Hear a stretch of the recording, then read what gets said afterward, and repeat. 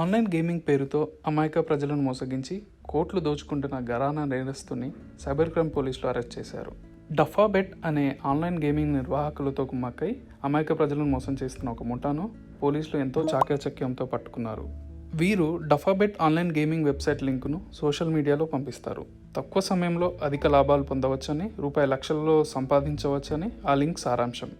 లింక్ను క్లిక్ చేసి జాయిన్ కాగానే గేమింగ్ నిర్వాహకులమంటూ గుర్తు తేలని వ్యక్తులు లైన్లోకి వచ్చి బాధితుడు పెట్టిన బెట్టింగ్ గెలుపొందినట్లుగా చూపించి రెట్టింపు డబ్బులు చెల్లిస్తారు. వాటిని విత్డ్రా చేసుకునే అవకాశం సైతం కల్పిస్తారు. అలా బాధితులను ఊబిలోకి దింపి ఎక్కువ మొత్తం బెట్టింగ్లో పెట్టేలా ప్రోత్సహించారు.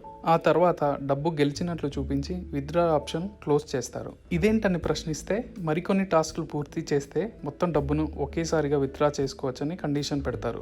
అలా లక్షల్లో డబ్బు పెట్టిన తర్వాత మీరు ఓడిపోయారు, మీరు గెలిచిన డబ్బంతా పోగొట్టుకున్నారని చెప్పి స్పందించడం మానేస్తారు. నగరంలో సోమాజిగూడకు చెందిన బాధితుడు ఈ సైబర్ నేరగాల వలలో చిక్కి 70 లక్షలు పోగొట్టుకున్నాడు. ఆ తర్వాత మోసపోయానని గుర్తించిన బాధితుడు సిటీ సైబర్ క్రైమ్ పోలీసులను సంప్రదించాడు. టెక్నికల్ ఎవిడెన్స్ సేకరించగా ఆన్లైన్ గేమింగ్ వెబ్సైట్ నడిపిస్తూ ఆటగాళ్లను అత్యాశకు గురి చేస్తూ టీం వివిధ దేశాల్లో ఉంటున్నట్లు గుర్తించారు. కాగా హితేష్ గోయల్ అనే వ్యక్తి ఢిల్లీలో ఉంటూ ఆటలో వచ్చిన డబ్బును వివిధ బ్యాంక్ ఖాతాల ద్వారా కొల్లగొట్టి విదేశాల్లో ఉంటున్న సైబర్ నేరగాళ్లకు చేరవేస్తున్నట్లు తేలింది.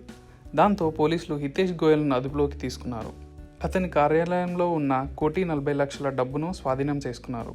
విదేశాల్లో ఉన్నట్లు చెబుతున్న మిగిలిన నిందితులు నిజంగానే విదేశాల్లో ఉన్నారా, లేక అలా టెక్నికల్ సెట్టింగ్ చేసి పోలీసులను తప్పుతో పట్టించారా అనేది తేల్చి వారిని పట్టుకుంటామని సిపి తెలిపారు.